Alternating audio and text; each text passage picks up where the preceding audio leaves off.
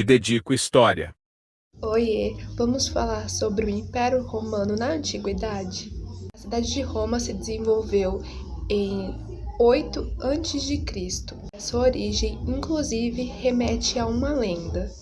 Em um poema escrito por Virgílio, ele afirma que os romanos descendem de Enéas, herói de Troia. Este teria fugido para a Itália e fundado uma cidade lá.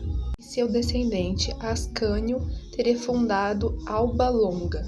A princesa desse reino teve filhos gêmeos e estes, quando nascidos, foram jogados no rio Tibre, por ordem de Amulho, que usurpou o trono de Alba. No entanto, esses gêmeos, com nomes de Remo e Rômulo, foram achados e alimentados por uma loba e posteriormente criados por camponeses. Depois de crescido, Rômulo e Remo voltaram a Alba Longa e tiraram do poder Amulho. E acredita-se que depois disso eles tenham tido a missão de criar a cidade de Roma.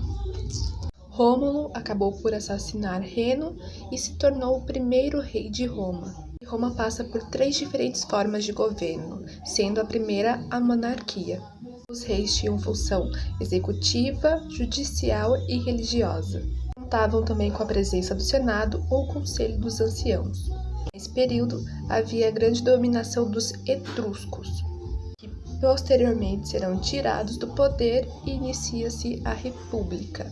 Mas ainda falando sobre a monarquia, vamos falar sobre a pirâmide desse período. No topo dessa pirâmide nós temos os patrícios, que eram os proprietários de terras e chefes políticos e militares. Estes, inclusive, são os que se revoltam com os etruscos e os tiram do poder. Logo em seguida nós temos os clientes, que eram aqueles que recebiam terras para cultivo e estavam obrigados a proteger os patrícios. Em penúltimo nós temos os plebeus, que eram homens livres, lavradores ou pequenos comerciantes, mas que não detinham poderes políticos. Na base dessa pirâmide, nós temos os escravos, que não eram considerados cidadãos. É também durante esse período de monarquia que Roma se desenvolve enquanto cidade e institui o latim como língua oficial. Em seguida, nós temos a República. Apesar de a estrutura social ser mantida, alguns direitos foram concedidos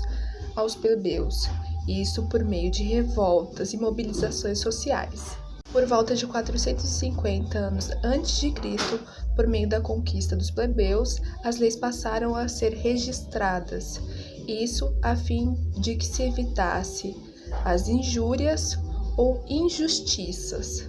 Esse conjunto de leis que foram registradas receberam o nome de A Lei das 12 Tábuas, que posteriormente influenciou muito no direito romano. Entre outras conquistas obtidas pelos plebeus, estava a representação deste povo na Assembleia e também a possibilidade de casamento entre nobres e plebeus, assim também como a abolição da escravidão por dívidas. É também nesse período da República que há as Guerras Púnicas, que é um confronto entre Roma e Cartago pela hegemonia no mar Mediterrâneo.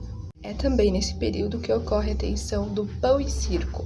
Essa é uma expressão criada pela elite romana que afirmava que as revoltas seriam contidas se fossem dadas à população cereais e a realização de espetáculos. Essa forma de governo começa a ter declínio quando Sila toma a cidade de Roma e institui seu governo como vitalício. Depois ele renuncia ao poder e, para evitar que algo parecido acontecesse novamente, é instituído o triunvirato.